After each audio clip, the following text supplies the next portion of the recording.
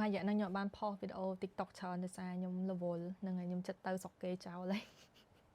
ហើយចាឥឡូវខ្ញុំមកថត TikTok អានសាច់រឿងឲ្យអ្នកនរគ្នាហើយសលេងខ្ញុំស្អកអីដោយសារខ្ញុំទៅធ្វើវីដេអូ YouTube ខ្ញុំឲ្យមួយដែរហ្នឹងហើយញ៉ាំបាយហងអីហងឥឡូវមកអានទៀតចឹងចាំមើលស្អកបានដល់ណាទៀតចាំគិតទៀតរឿងដែលខ្ញុំអាននេះវារៀងវែងហ្នឹងហើយខ្ញុំមើលទៅគឺវែងខ្ញុំមិនដឹងថាអាន10នាទីចប់អត់ទេប៉ុន្តែហ្នឹងហើយចាំស្ដាប់ទាំងអស់គ្នាI hope you will choose my letters and drift it by your beautiful voice through the world that will touch the ones who ache for it សួស្តីបងខ្ញុំជាប្រិយមិត្តម្នាក់ដែលតាមដានវីដេអូបងតាំងពីបងចេញ content នៅលើ YouTube និយាយអំពីជីវប្រវត្តិ Michael Jackson មកម្លេះខ្ញុំចូលចិត្តហ្មងតសេដាក់ខណ្ឌដាក់អីឲ្យខ្ញុំស្រួលមានគ្នាយូរច្រើនខ្លាំងមែនតើតសេអត់មានដាក់ខណ្ឌឲ្យខ្ញុំទេខ្ញុំអានពិបាកអានមែនតើកាលនោះខ្ញុំស្រឡាញ់សំឡេងបងខ្លាំងណាស់ខ្ញុំតែងតែដាក់វីដេអូបងហើយស្ដាប់សំឡេងបងនៅពេលខ្ញុំគេងរហូត because to be honest your voice sounds like a poetry wrapped in silk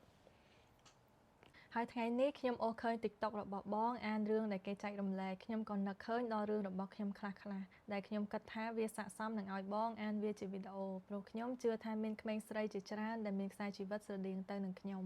ហើយខ្ញុំកំពុងតែគិតថាការរស់នៅជីវិតរបស់ខ្លួនគឺគ្មានន័យអស់សង្ឃឹមឯកានឹងឆ្លងកាត់រឿងជាច្រើនតែម្នាក់ឯងជាពិសេសគឺចង់បញ្ចប់ជីវិតខ្លួនឯងតែម្ដងសរសេរដល់ត្រឹមនេះខ្ញុំក៏មិនរំពឹងថាបងនឹងផុសអានវាជាវីដេអូឬអត់ដែរប៉ុន្តែខ្ញុំសង្ឃឹមថាបងបានអានវាហើយចាត់ទុកវាជាអនុស្សាវរីយ៍នៃរឿងរ៉ាវមួយដែលមានប្រិយមិត្តមិនស្គាល់មុខម្នាក់បានចែករំលែកឲ្យបងបានអានបានយល់បន្ទាប់ពីប្រិយមិត្តរូបនោះដែលជាខ្ញុំបានលាក់ទុកក្នុងក្រអៅបេះដូងអស់រយៈពេលស្ទើរតែពេញមួយជីវិតផងចុះខ្ញុំគឺជាក្មេងស្រីម្នាក់ដែលកើតមកនៅក្នុងគ្រួសារមួយដែលមានសមាជិក6នាក់ម៉ាក់របស់ខ្ញុំមានគ្រួសារដំបូងរបស់គាត់គឺគាត់មានកូនប្រុស3នាក់ទៅហើយទើបគាត់សម្រេចចិត្តលែងលះគ្នាហើយកូនប្រុសទាំង3នោះត្រូវជាបងប្រុសរបស់ខ្ញុំសប្តាហ៍ថ្ងៃនេះប៉ារបស់ខ្ញុំក៏មានគ្រួសារប្រពន្ធកូនរួចហើយដែរតែប៉ារបស់ខ្ញុំមិនទាន់លែងលះជាមួយនឹងគ្រួសារគាត់ទេហើយគាត់ក៏បានមកតាក់ទងជាមួយនឹងម្ដាយរបស់ខ្ញុំជាសម្ងាត់ពោលគឺគាត់ជា cheater តែម្ដងនៅពេលដែលពួកគាត់ទាំងពីរមានខ្ញុំប៉ារបស់ខ្ញុំក៏បោះបង់ខ្ញុំនិងម៉ាក់ខ្ញុំចោលទៅរកគ្រួសារគាត់វិញព្រោះគាត់មានអារម្មណ៍ថាខុសដែលតាក់ទងម៉ាក់ខ្ញុំហើយមានខ្ញុំបន្ទាប់មកម៉ាក់ខ្ញុំក៏ស៊ូទ្រាំចិញ្ចឹមខ្ញុំនិងបងប្រុសខ្ញុំ3នាក់ទៀតតែម្នាក់ឯងហើយគាត់តែងតែកុហកខ្ញុំនិងគ្រប់គ្នាថាខ្ញុំគឺជាបងប្អូនបង្កើតជាមួយនឹងបងប្រុសខ្ញុំទាំង3និងជាកូនស្រីរបស់ប្តីដំបូងដែលគាត់បានលែងលះព្រោះទំនាក់ទំនងប៉ានិងម៉ាក់របស់ខ្ញុំគឺជាសម្ងាត់គ្មាននរណាម្នាក់ដឹងទេហើយប្តីដំបូងរបស់ម៉ាក់ក៏មិនទទួលស្គាល់ខ្ញុំថាជាកូនបង្កើតរបស់គាត់ដែរ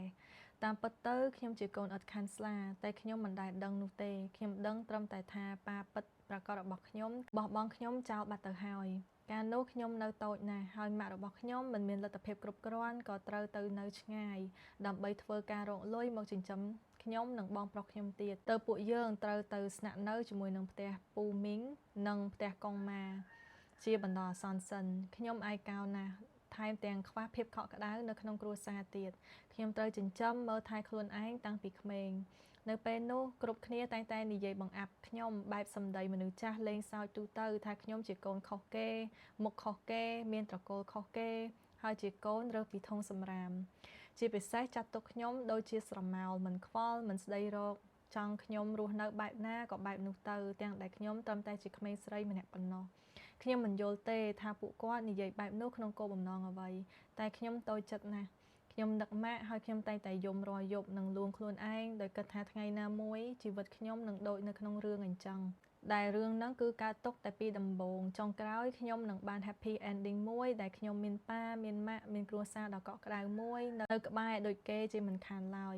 នេះគឺជាហេតុផលដែលធ្វើឲ្យខ្ញុំខិតខំរស់នៅបន្តហើយបើទោះជាពេលនោះខ្ញុំពិបាកចិត្តខ្លះមែននឹងយំនៅពេលយប់ក៏ដោយតែខ្ញុំត្រឹមតែជាក្មេងម្នាក់ប៉ុណ្ណោះអន់ចិត្តតូចចិត្តតែបន្តិចក៏ធម្មតាវិញលេងសើចច្រើនវិញនិងរស់នៅដូចជាក្មេងទូទៅម្នាក់ដែរទោះរស់នៅបានដល់អាយុ9ឆ្នាំខ្ញុំចេះគិតខ្ញុំក៏ចេះយល់ច្បាស់ថាខ្ញុំជាកូនឥតខានស្លាពិតប្រាកដមែនពេលនោះហើយទៅខ្ញុំចាប់ផ្ដើមដឹងថាខ្ញុំមានជំងឺបាក់ទឹកចិត្តខ្ញុំចាប់ផ្ដើមទទួលរងនៅរឿងជាច្រើនបន្តបន្ទាប់មិនថារឿងបញ្ហាគ្រួសារដែលកើតឡើងជាបន្តបន្ទាប់ទៀតមិត្តភ័ក្តិមើលងាយរើសអើងប្រកាន់បកពួកបងប្អូនដែលមិនចេះស្រឡាញ់គ្នាឆ្លោះនឹងវាយធ្វើបាបគ្នាស្ទើរតែរាល់ថ្ងៃ ការសិក្សាសាលារៀនការបៀតបៀនផ្លូវភេទអំពើហិង្សាផ្លូវកាយនិងផ្លូវចិត្តការប្រៀបធៀបការដែលត្រូវមនុស្សជុំវិញខ្លួនបោះបង់ឬក៏ទុកចោលឬក៏មានការមើលងាយអ្វីទេគឺខ្ញុំធ្លាប់ឆ្លងកាត់ជួបអស់ហើយត្រឹមតែអាយុ9ឆ្នាំដែលធ្វើឲ្យខ្ញុំផ្លាស់ប្ដូរពីក្មេងលេងសើចនិងនិយាយច្រើនមកជាក្មេងស្រីម្នាក់ដែលគ្មានសង្ឃឹមថាអាចនឹងរស់បន្តទៅមុខបានឬអត់ហើយខ្ញុំក៏បានប្រែក្លាយទៅជាក្មេងលេងសើចចេះនិយាយស្ដីហើយខ្ញុំស្អប់ការមានទំនាក់ទំនងជាមួយនឹងមនុស្សជុំវិញខ្លួនណាស់ជាមួយគ្នានេះខ្ញុំក៏ស្អប់ក្នុងការមានអារម្មណ៍ថាឯកាដែលត្រូវចិញ្ចឹមមើលថែខ្លួនឯងតែម្នាក់ឯងទាំងដែលក្មេងមកដោយគ្មាននរណាម្នាក់អើពើអំពីការរស់នៅរបស់ខ្ញុំនិងអ្វីដែលខ្ញុំស្រោចស្រង់មកបានយកមកដាក់ក្នុងចិត្តរបស់ខ្ញុំហើយលើសពីនេះចាប់តាំងដែលខ្ញុំចូលអាយុ19ឆ្នាំមកដល់ឥឡូវគឺខ្ញុំព្យាយាមធ្វើអត្តឃាតខ្លួនឯងជាច្រើនដងដោយវិធីផ្សេងៗដូចជាបាញ់ថ្នាំមូសចូលមាត់លេបថ្នាំរត់ទៅបុកក្បាលនៅជញ្ជាំងអាដៃជើងលាក់នឹងលាក់ទាំងអស់នេះធ្វើឲ្យខ្លះក៏ខ្ញុំសន្លប់ខ្លះខ្ញុំក្អួតខ្លះខ្ញុំក៏ហូរឈាមដៃជើងខ្លះខ្ញុំក៏ចូលពេទ្យតែប្រហែលសំបីនរកក៏ស្អប់ខ្ញុំទៅបំណងចង់ស្លាប់របស់ខ្ញុំមិនដែលបានជោគជ័យទេនឹងប្រហែលជាការសម្ដែងខ្ញុំមើលទៅល្អពេកទៅគ្មាននរណាម្នាក់ដឹងថាខ្ញុំព្យាយាមសម្លាប់ខ្លួនគ្រប់គ្នាគ្រាន់តែគិតថាខ្ញុំឈឺចូលពេទ្យធម្មតាហើយខ្ញុំក៏បន្តរស់នៅធម្មតាទៀតព្រោះខ្ញុំបរាជ័យជាច្រើនលើក But I cry every night since and sometimes I still cope my pain away with self-harm My body is full of scars nobody notices តើបតែមួយរយៈក្រោយពីការស្នាក់នៅជាមួយនឹងសាច់ញាតិហើយមកខ្ញុំក៏បានទៅរស់នៅជាមួយនឹងម៉ាក់វិញខ្ញុំសប្បាយចិត្តណាស់ខ្ញុំគិតថា happy ending ខ្ញុំបានមកដល់ហើយបើទោះបីជាគ្មានប៉ាដូចគេក៏ដោយហើយខ្ញុំក៏ឈប់ធ្វើបែបនោះទៀតនឹងព្យាយាមលាក់ស្នាមដៃជើងពីម៉ាក់ហើយធ្វើធម្មតាតែនរណាទៅដឹងថា nightmare just begins ម៉ាក់ខ្ញុំបន្ទាប់ពីមកវិញផ្លាស់ប្ដូរណាស់អាចថាគាត់ហត់នឹងការងារទៅខ្ញុំព្យាយាមយល់ពីគាត់ជួយសម្រាលបន្ទុកគាត់ហើយព្យាយាមយល់ពីគ្រួសារនេះម្ដងទៀតតែគ្រប់គ្នាគឺនៅតែគ្មាននរណាខ្វល់ខ្វាយពីខ្ញុំហើយក្នុងផ្ទះនៅតែបន្តឆ្លោះទាស់ទែងគ្នាដដែលជារៀងរាល់ថ្ងៃម៉ាក់ខ្ញុំតែងតែចាស់កំហឹងមកខ្ញុំនិងស្ដីបន្ទោសសពបែបយ៉ាងទៅពេលនោះខ្ញុំបាក់ទឹកចិត្តកាន់តែខ្លាំងឡើងហើយខ្ញុំក៏ចាប់ផ្ដើមធ្វើបាបខ្លួនឯងម្ដងទៀតខ្ញុំបានឈប់និយាយស្ដីតែម្ដងតាំងពីពេលនោះមកខ្ញុំហត់សូម្បីតែបើកមាត់និយាយខ្ញុំព្យាយាមទៅសាលាមកផ្ទះជារៀងរាល់ថ្ងៃតាមតួនាទីដែលខ្ញុំត្រូវធ្វើបើទោះជាខ្ញុំមិនចង់រស់ក៏ដោយហើយថ្ងៃមួយគ្រួសារនិងមិត្តភ័ក្តិរបស់ខ្ញុំចាប់ផ្ដើមដឹងនិងឃើញស្នាមដៃរបស់ខ្ញុំសុំទោសហើយក៏ខ្ញុំក៏សន្យាថាឈប់ធ្វើបន្តទៀតតែខ្ញុំធ្វើមិនបានទេខ្ញុំបានក្បត់ពាក្យសន្យានៅតែលួចលាក់បន្តធ្វើហើយព្យាយាមធ្វើអត្តឃាតម្ដងហើយម្ដងទៀតម៉ាក់ខ្ញុំមិនដែលយល់ពីទុក្ខលំបាកខ្ញុំទេគាត់ស្ដីបន្ទោសខ្ញុំគាត់គិតថាខ្ញុំប្រើប្រាស់ថ្នាំទៅខ្ញុំធ្វើបាបខ្លួនឯងតែតាមពិតទៅខ្ញុំធ្វើវាដើម្បីបានរស់នៅបន្តទៀតសម្រាប់គាត់ I have no purpose in life but I did it just to continue living for her គាត់មិនដែលខ្វល់ពីខ្ញុំទេបន្ទាប់ពីយើងបានមករស់នៅជុំគ្នាវិញគាត់ទៅដើរលេងក្រៅរាល់យប់និងផឹកស៊ីដោយមិនខ្វល់ពីកូនឡើយទើបតែថ្ងៃមួយគាត់ឃើញដៃខ្ញុំម្ដងទៀតហើយស្នាមលើសមុនពួកយើងក៏បានឆ្លោះគ្នាខ្លាំងណាស់ខ្ញុំនៅតែមិនព្រមនិយាយបញ្ហាខ្ញុំប្រាប់គាត់ទើបគាត់ចាប់ផ្ដើមបារម្ភនិងព្រឹកស្អែកទៅសាលាសួរលោកគ្រូម្នាក់តាក់ទងនឹងខ្ញុំដោយផ្ទាល់តែម្ដងដោយមិនឲ្យខ្ញុំដឹងទេហើយលោកគ្រូម្នាក់នោះក៏ថាខ្ញុំក៏មិនមែនជាសិស្សដែលមានបញ្ហាអ្វីដែរហើយលោកគ្រូនោះបានមកសួរនាំនិងលើកទឹកចិត្តខ្ញុំដោយផ្ទាល់ពេលនោះខ្ញុំមានអារម្មណ៍ថាកក់ក្ដៅណាស់ Wait I'm gonna cry ព្រោះលោកគ្រូនោះគឺប្រៀបដូចជាប៉ារបស់ខ្ញុំអញ្ចឹងនឹងយប់មួយទៀតម៉ាក់ខ្ញុំក៏បានមកសួរនាំខ្ញុំតែម្ដងថាហេតុអីខ្ញុំធ្វើបាបខ្លួនឯងនិងលែងចេះនិយាយស្ដីដូចមុនដូច្នេះខ្ញុំក៏ដាច់ចិត្តនិយាយប្រាប់គាត់គ្រប់យ៉ាងនៅក្នុងពេលនោះតែម្ដងថាខ្ញុំជួបអ្វីខ្លះព្រោះពេលនោះលោកគ្រូម្នាក់នោះបាននិយាយលើកទឹកចិត្តឲ្យខ្ញុំហ៊ាននិយាយការពិតទាំងអស់ចេញមកតែម៉ាក់របស់ខ្ញុំគាត់មិនត្រឹមតែមិនយល់ហើយគាត់ក៏និយាយថាគាត់ខំរកលុយចិញ្ចឹមមកធំប៉ុណ្ណេះមិនគ្រប់គ្រាន់ទៀតមែនទេខ្ញុំក៏ឆ្លើយថាខ្ញុំយល់ពីទុក្ខលំបាកម៉ាក់ច្បាស់ណាស់តែម៉ាក់ដែលយល់ពីខ្ញុំឬអត់ខ្ញុំយំខ្លាំងឡើងហើយក៏និយាយថាខ្ញុំត្រូវការក្តីស្រឡាញ់ខ្ញុំត្រូវការភាពកក់ក្ដៅខ្ញុំជួបរឿងច្រើនពេកហើយរឿងច្រើនពេកដែលម៉ាក់គ្មានថ្ងៃយល់ទេគាត់ក៏ឆ្លើយថាឥឡូវគាត់នឹងប៉ះប៉ូវឲ្យខ្ញុំវិញគាត់នឹងមើលថែថ្នាក់ថ្នមខ្ញុំវិញខ្ញុំក៏ប្រហើនឆ្លើយទាំងកំហឹងស្រែកថាហួសពេលហើយម៉ាក់ ឥឡូវនេះខ្ញុំសូមម៉ាក់រស់នៅជីវិតខ្ញុំដូចរាល់ដងនឹងផងចុះម៉ាក់រស់នៅជីវិតម៉ាក់ឲ្យតែល្អប្រសើរទៅគឺបានហើយម៉ាក់ធ្វើដូចតែរាល់ដងនឹងទៅហើយខ្ញុំក៏មិនចង់បានអ្វីទៀតដែរសូម្បីតែក្តីស្រឡាញ់និយាយហើយគាត់ក៏ទះកំភ្លៀងខ្ញុំមួយកំភ្លៀងនឹងវាយខ្ញុំឡើងទ្រោមខ្លួនទៀតលើសពីនេះគាត់ក៏យកខ្ញុំទៅមន្ទីរពេទ្យផ្លូវចិត្តថាខ្ញុំនឹងឈួតហើយដុះស្លាប់ហើយពេលនោះខ្ញុំអស់ពាក្យនិយាយយំក៏ឆ្អែតទន់ខ្លួនសម្លាប់យកតែម្ដងស្អែកឡើងគាត់យកខ្ញុំទៅពេទ្យពិនិត្យមើលឈាមថាខ្ញុំបានប្រើប្រាស់គ្រឿងញៀនឬអត់លើហើយនឹងយកខ្ញុំទៅពេទ្យផ្លូវចិត្តខ្ញុំក៏បណ្ដោយតាមនោះឲ្យគាត់ធ្វើអ្វីដែលគាត់ចង់ធ្វើឲ្យអស់ទៅរួចមកខ្ញុំក៏ឈប់និយាយស្ដីឈប់ទៅរៀនអ្វីទាំងអស់ពោលគឺដោយតួអង្គក្នុងរឿង Daily Dose of Sunshine អញ្ចឹងដែរលុះចិត្ត1 ខែក្រោយមកម៉ាក់ខ្ញុំក៏ចាប់ផ្ដើមយល់ពីខ្ញុំច្រើនហើយខ្ញុំក៏អាចទៅសាលាបានធម្មតាវិញមកដល់សប្តាហ៍ថ្ងៃនេះចិត្ត8 9 ឆ្នាំទៅហើយតែផ្លូវចិត្តខ្ញុំមិនទាន់ធូរស្បើយដែររាល់យប់តែងតែយំអស់ពីពោះស្ទើរតែគាំងបេះដូងម្ដងព្រោះបញ្ហាក៏នៅតែបន្តមានហើយឲ្យតែពិបាកចិត្តគឺគិតដល់បញ្ហាអតីតកាលខ្លួនឯងមកទាំងអស់លាយជាមួយនឹងបច្ចុប្បន្នកាលដែលអតីតកាលទាំងអស់នោះនៅតែលងបន្លាចខ្ញុំដល់សប្តាហ៍ថ្ងៃម្យ៉ាងខ្ញុំក៏នៅតែមានអារម្មណ៍ថាខុសចំពោះម៉ាក់របស់ខ្ញុំបើទោះឆ្លងកាត់នៅអ្វីដែលគាត់បានធ្វើមកខ្ញុំហើយក៏ដោយចុះជាពិសេសខ្ញុំនៅតែមានអារម្មណ៍ថាគ្រប់យ៉ាងជាកំហុសរបស់ខ្ញុំដែលខ្ញុំមិនដោយឲ្យមានរឿងកើតឡើងយ៉ាងច្រើនយ៉ាងនេះមកលើខ្លួនឯងតែគ្រប់រឿងដែលបានកើតឡើងបានបង្រៀនខ្ញុំច្រើនណាស់ថាមានពេលខ្លះឪពុកម្ដាយដែលបង្កើតយើងមកគឺពួកគាត់គិតថាពួកគាត់លះបង់ណាស់ដើម្បីចិញ្ចឹមយើងដូច្នេះយើងគ្មានសិទ្ធិតវ៉ាថាចង់ឲ្យគាត់ចិញ្ចឹមយើងបែបណាទេពួកយើងមានដែរសុំឲ្យពួកគាត់កើតមកឬទេឬពួកយើងមានសុំតែមិនដឹងហេតុអីពួកគាត់គិតថាការចិញ្ចឹមយើងជាកាតព្វកិច្ចតែមិនដែលគិតថាចង់ចិញ្ចឹមដោយក្តីស្រឡាញ់ទៅវិញហេតុអ្វីបានជាបង្កើតមកហើយត្រូវបោះបង់ពួកយើងចោលឬដោយសារតែការតណ្ហារៀងៗខ្លួនខ្ញុំដឹងថាមនុស្សធំឬមនុស្សចាស់អាចនិយាយថារឿងដែលខ្ញុំធ្លាប់ឆ្លងកាត់ទាំងអស់គឺប្រៀបមិនបាននៅរឿងដែលពួកគាត់ធ្លាប់ឆ្លងកាត់នោះទេគ្រប់គ្នាគិតថាវាជារឿងតូចតាចបំផុតតែជីវិតរបស់ខ្ញុំស្ទើរតែរលាយទៅហើយដូចនេះក្នុងនាមខ្ញុំជាកូនម្នាក់ដែលធ្លាប់ជួបរឿងរ៉ាវទាំងអស់នេះខ្ញុំមិនស្ដីបន្ទោសទៅលើម៉ាក់និងប៉ារបស់ខ្ញុំទេព្រោះខ្ញុំដឹងថាយ៉ាងហោចណាស់ពួកគាត់ក៏ជាម៉ាក់ប៉ារបស់ខ្ញុំហើយខ្ញុំនឹងខិតខំរស់នៅបន្តដល់ដំណាក់កាលចុងក្រោយបំផុតសម្រាប់ម៉ាក់របស់ខ្ញុំ Since now I still don't have a purpose except to live for my mother and I used to think my parents were my heroes but they're just like me human fragile trying to survive I always thought I couldn't live with my mom but now it's different I love her so much that I'll live my life for her because I have to and because she deserves that even after all things that happen and if you're hearing this from Bong the reader I hope you live your life well we only get one so don't waste it doing meaningless things like I did no purpose is actually the purpose to live each day so enjoy it more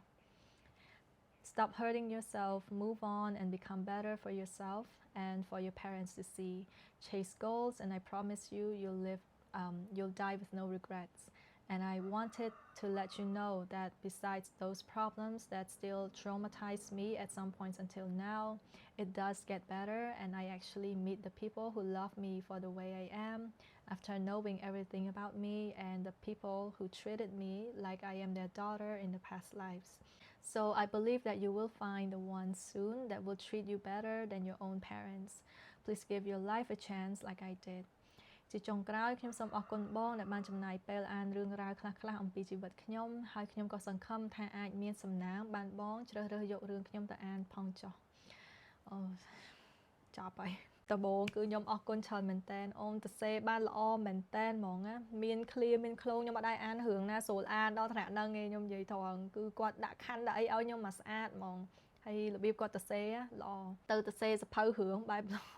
ធ្វើ author ធ្វើកវីបែបគាត់ទៅសេបានល្អខ្ញុំនិយាយមែនអានេះគាត់ចំណាប់ជួនអីខ្លួនឯងទាំងអត់មានណាជួយទៅសេអញ្ចឹងគាត់ទៅសេបានប៉ុណ្ណឹងល្អមែនតើ really smooth ចឹងខ្ញុំជឿថាអ្នកដែលស្ដាប់វីដេអូខ្ញុំមួយនេះគឺមានទាំងម្ដាយឪពុកគេហើយមានអ្នកដែលជាកូនគេខ្ញុំសង្ឃឹមថារឿងមួយនេះយើងស្ដាប់ទាំងអស់គ្នាទៅគឺយើងដឹងទឹកចិត្តម្ដាយឪពុករបស់យើងហើយយើងក៏ដឹងទឹកចិត្តរបស់កូនរបស់យើងដែរថាគាត់គឺចង់បានអីពីព្រោះធម្មតាមនុស្សធំគាត់ធំឡើងមក នៅពេលដែលគាត់មានការងារធ្វើគាត់យល់ឃើញហ្មងថាកាលណាដែលគាត់ធ្វើការឲ្យតែបានលុយច្រើនគាត់គ្រប់គ្រងទៅគឺ all is well គឺបញ្ហានឹងដោះស្រាយអស់ហើយដោយសារមែននៅពេលដែលយើងនៅទូចយើងយល់ឃើញថាក្តីស្រឡាញ់វាសំខាន់ប៉ុន្តែពេលយើងធំមកពិបាកមែនតើគឺអារឿងបញ្ហាលុយហ្នឹងគឺវាធំខ្លាំងមែនតើចឹងដូចគាត់ឯងមានកូនមានអីកូនឡើង4ហើយគាត់ត្រូវចិញ្ចឹមហើយចិញ្ចឹមម្នាក់ឯងទៀតចឹងគាត់ចង់ថាអារម្មណ៍ដែលការយើងពីក្មេងមកដល់ពេលយើងធំយើងមានទំនួលខុសត្រូវខាងផ្នែកលុយកាក់អីហ្នឹងយើងចាប់ផ្ដើមដាក់អាទិភាពថាយើងត្រូវរកលុយចិញ្ចឹមពួកគាត់តែចិញ្ចឹមល្អទៅល្អហើយចឹងអាគំនិតមួយហ្នឹងគឺមនុស្សធំមិនគាត់យល់ណាអ្នកដែលគាត់មានកូនមានគ្រួសារយូរទៅគាត់យល់ឃើញថាឲ្យតែមានលុយចិញ្ចឹមកូនឲ្យតែល្អទៅគឺវាគ្រប់គ្រាន់ហ្នឹងហើយគាត់មានអារម្មណ៍បែបហ្នឹងដែលជាក់ស្ដែងសម្រាប់កូនគាត់នៅក្មេងគាត់អត់យល់ដូចយើងទេហ្នឹងហើយគាត់យល់ថាក្តីស្រឡាញ់គឺភាពកក់ក្ដៅត្រូវនៅថែទាំគាត់មើលអារម្មណ៍មើលចិត្តមើលអីថែទាំគាត់ឲ្យបានដិតដល់នៅពេលគាត់នៅក្មេងអញ្ចឹងទៅផងហ្នឹងមួយគឺខ្ញុំសង្ឃឹមថាម្ដាយឪពុកគឺគាត់អត់ធ្វើការធ្វេសប្រហែសគេហៅថា neglect ទៅលើកូននោះទេនឹងថ្ងៃទោះរស់នៅឆ្ងាយខំប្រឹងរកលុយយ៉ាងណាក៏ដោយពេលខ្លះកូនគាត់នៅទូចគាត់អត់យល់ទេនឹងថ្ងៃរឿងអស់ហ្នឹងអញ្ចឹងភាពក្តីស្រឡាញ់ការយកចិត្តទុកដាក់គឺនៅតែសំខាន់ចឹងបើសិនជាអាចគឺព្យាយាមនិយាយលេងជាមួយគាត់និយាយអីទៅហ្នឹងហើយដូចសម័យនេះហើយការ call ទូរស័ព្ទវីដេអូ call អីយើងធ្វើមិនយើងជាម្ដាយបំពេញតួនាទីយើងឲ្យបានពេញលេញហ្នឹងហើយបើត្រូវ call ទោះហត់យ៉ាងណាក៏ដោយក៏ត្រូវ call សួរនាំគាត់ទៅហ្នឹងហើយយើងអត់ចេះយល់ចិត្តទៅលើកូនគឺអាចនឹងប៉ះពាល់ដល់ផ្លូវចិត្តពួកគាត់ខ្លាំងមែនតើចឹងឧទាហរណ៍ដូចករណីមួយនេះចឹងម៉ាក់គឺគាត់ព្យាយាមទៅសួរកូនប៉ុន្តែសួរថាតើគាត់ត្រៀមខ្លួនរួចរាល់ដើម្បីចង់ឮចម្លើយដែលកូននឹងនិយាយនឹងអត់ខ្ញុំសួរនេះឬក៏គាត់តែឃើញកូនមានបញ្ហាទៅសួរដល់ពេលកូនឆ្លើយមកអត់ពេញចិត្តអត់ត្រូវចិត្តចាប់ផ្ដើមស្រែកវាយដំដាក់កូនមួម៉ៅយកកូនទៅធ្វើតេស្តធ្វើអីឈាមវិញខ្លួនអត់ទាន់ត្រៀមខ្លួនរួចរាល់ដើម្បីឮចម្លើយពីកូនទេចឹងហេតុអីបានទៅសួរនាំបើមិនទាន់ត្រៀមខ្លួនរួចរាល់ដល់ពេលកូនឆ្លើយមកអត់ត្រូវចិត្តខឹងវិញចឹងបើយើងដឹងថាកូនមានបញ្ហាផ្លូវចិត្តយើងចង់ឲ្យកូន open up to you ចង់ឲ្យកូនទុកចិត្តលើខ្លួនឯងគឺយើងត្រូវតែហ៊ានទទួលនៅអ្វីដែលកូននិយាយហើយស្ងាត់ហើយស្ដាប់គ្នាហើយស្វែងរកដំណោះស្រាយទាំងអស់គ្នា be the bigger person ដោយសារយើងគឺមនុស្សចាស់ជាងគេហើយយើងជាម្ដាយឪពុកគេទៀតចឹងទោះកូននិយាយបែបណាធ្ងន់ធ្ងរបែបណាក៏ដោយត្រូវតែទុកក្នុងចិត្តហើយស្ដាប់ហើយគិតទាំងអស់គ្នាអត់មានទៅប្រឹងឆ្លោះជាមួយនឹងកូនអត់មានទៅប្រឹងជជែកជាមួយនឹងកូនយកត្រូវឆ្លោះគ្នាជាមួយកូនទេព្រោះកូនគឺជាមនុស្សដែលមានបញ្ហាហើយយើងកំពុងតែទៅសួរនាំគាត់ថាមានបញ្ហាអីណាមិនមែនទៅចង់តវ៉ាឲ្យកូនហ្នឹងគិតឲ្យត្រូវពីខ្លួនឯងវិញទេគឺអត់ទេចឹងត្រង់ហ្នឹងគឺសំខាន់ខ្លាំងមែនតើបើសិនជាចង់ឲ្យកូននិយាយបញ្ហាខ្លួនរបស់កូនឲ្យនិយាយគឺយើងត្រូវតែចេះស្ដាប់ត្រូវចេះស្ដាប់ពួកគាត់ខ្ញុំដឹងថាម្ដាយឪពុកគាត់ប្រឹងទៅរកលុយគាត់តែការណាកូនមកល្អូលទាំថាមានបញ្ហាចេះគាត់ចាប់ផ្ដើមខឹងគាត់ថាមិនគាត់ប្រឹងប៉ុណ្្នឹងហើយនៅអត់គ្រប់គ្រាន់ទៀតមែននៅមិនត្រឹមត្រូវនៅត្រូវការខ្វះអីទៀតអីចឹងទៅគាត់មួម៉ៅគាត់ខឹងព្រោះកាលណាយើងនិយាយបញ្ហាអស់ហ្នឹងដូចយើងនឹងចោទប្រកាន់ថាពួកគាត់ហ្នឹងចិញ្ចឹមកូនមិនបានល្អចឹងប៉ុន្តែបើយើងចង់ធ្វើម្ដាយឪពុកមួយដ៏ល្អគឺកុំមានអារម្មណ៍បែបហ្នឹងឲ្យសោះកូនអត់មានអារម្មណ៍បែបហ្នឹងទេខ្ញុំអត់ចង់ឲ្យម្ដាយឪពុកគាត់មានអារម្មណ៍បែបហ្នឹងទេពីព្រោះរឿងហ្នឹងគឺពីរផ្សេងគ្នាកុំបោកវល់គ្នាឲ្យសោះតាមពិតទៅរឿងមួយនេះបើសិនជាម្ដាយរបស់គាត់ធំតែទុនចិត្តបន្តិចហើយថយក្រោយមកចាហ៊ានហើយអនុញ្ញាតឲ្យកូននិយាយរឿងក្នុងចិត្តរបស់គាត់មកហើយយើងធ្វើជាម្ដាយទូនីតិយើងធ្វើជាមនុស្សធំមួយហើយនឹងជាម្ដាយមួយយើងអង្គុយស្ដាប់កូនហើយជួយស្វែងរកដំណោះស្រាយមួយកូនហើយបាត់តែដល់គាត់ច្រឡោតដាក់កូនវិញគាត់ខឹងវិញគាត់យកកូនទៅធ្វើតេស្តឈាមតែអីទៀតនឹងឯងខ្លាចខៃលោបែកថ្នាំបែកអីចឹងទៅចឹងអីវិញពីព្រោះសកម្មភាពនេះគឺគាត់កំពុងតែបដិសេធអ្វីដែលកូនព្យាយាមនិយាយហើយគាត់ចោទប្រកាន់រឿងផ្សេងទៀតគាត់អត់ព្រមទទួលស្គាល់ថាបញ្ហាគឺមកពីយើងឯងទាំងកូននិយាយបងសុំទោសខ្លាំងមែនតើដែលមានរឿងបែបហ្នឹងកើតឡើងទៅលើអូនណានឹងហើយតាំងពីក្មេងទៀតគាត់ព្យាយាមធ្វើបាបខ្លួនឯងហ្នឹងតាំងពីអាយុ9ឆ្នាំគឺក្មេងខ្លាំងមែនតើអញ្ចឹងវាមិនងាយជាព្យាបាលនៅក្នុងផ្លូវចិត្តទេប៉ុន្តែបងសូមជូនពរអូន everything can be healed ឲ្យតែអូនផ្ដល់ឱកាសខ្លួនឯងគឺបងជូនពរណាឲ្យជានៅខាងផ្នែកផ្លូវចិត្តនឹងដែរបើអាចយើងទៅ បណ្ឌិតសុខភាពផ្លូវចិត្តរបស់យើងក៏ល្អដែរគឺស៊ីសងលើអូនឯងបើអូនចង់អនុគ្រោះដល់ម៉ាក់ឬក៏យ៉ាងណាហ្នឹងហើយពីព្រោះពេលខ្លះបញ្ហាវាមិនមែនគាត់ចង់ឲ្យរឿងអស់នឹងកើតឡើងទេប៉ុន្តែធ្វើមិនវាបែបហ្នឹងទៅហើយអញ្ចឹងណាដោយសារពេលខ្លះយើងនៅក្មេងយើងរំពឹងពីម្ដាយឪពុកច្រើនណាប៉ុន្តែបងប្រាប់ទាំងអស់គ្នាហ្មងគឺមនុស្សធំណាមិនមែនធំដោយសារតែអាយុដែលគាត់រស់នៅបានច្រើនឆ្នាំទេគឺគាត់ធំបើសិនជាគាត់ចេះគិតអញ្ចឹងមនុស្សធំខ្លះគាត់ចាស់យ៉ាងណាក៏ដោយប៉ុន្តែការគិតរបស់គាត់គឺគិតដោយកូនក្មេងគាត់គិតឲ្យបានដិតដល់មានមនុស្សច្រើនណាស់ហើយក៏ម្ដាយឪពុកមិនមែនមានន័យថាពួកគាត់ត្រូវរហូតដែរមិនមែនឲ្យតែការសម្រេចចិត្តឬក៏អ្វីដែលគាត់និយាយនឹងគាត់ត្រូវរហូតដែរគឺអត់ទេដាច់ខាតគឺអត់ទេមនុស្សមិនមែនចាស់ដោយសារអាយុហើយក៏មិនមែនត្រូវដោយសារក្នុងនាមជាម្ដាយឪពុកដែរមិនមែនឲ្យតែជាម្ដាយឪពុកហ្នឹងគឺយើងត្រូវគ្រប់ពេលគ្រប់វេលាអត់ទេអញ្ចឹងបងសង្ឃឹមថាចាប់ពីឥឡូវទៅគឺយើងរស់នៅដើម្បីខ្លួនឯងយើងកុំរស់ដើម្បីម៉ាក់យើងកុំរស់ដើម្បីប៉ាយើងរស់សម្រាប់ខ្លួនឯងហើយស្វែងរកមូលហេតុការរស់សម្រាប់ខ្លួនឯងយើងកុំរស់ដើម្បីពួកគាត់